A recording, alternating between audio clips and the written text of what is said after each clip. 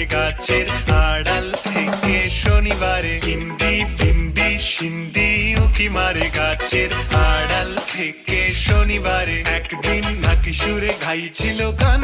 তাই শুনে ইন্দি বিন্দির উড়ে গেল প্রাণ ইন্দির খিদে পেল গাছ থেকে নেমে এলো খিচুড়ি খাবে বলে কাঁদিল রে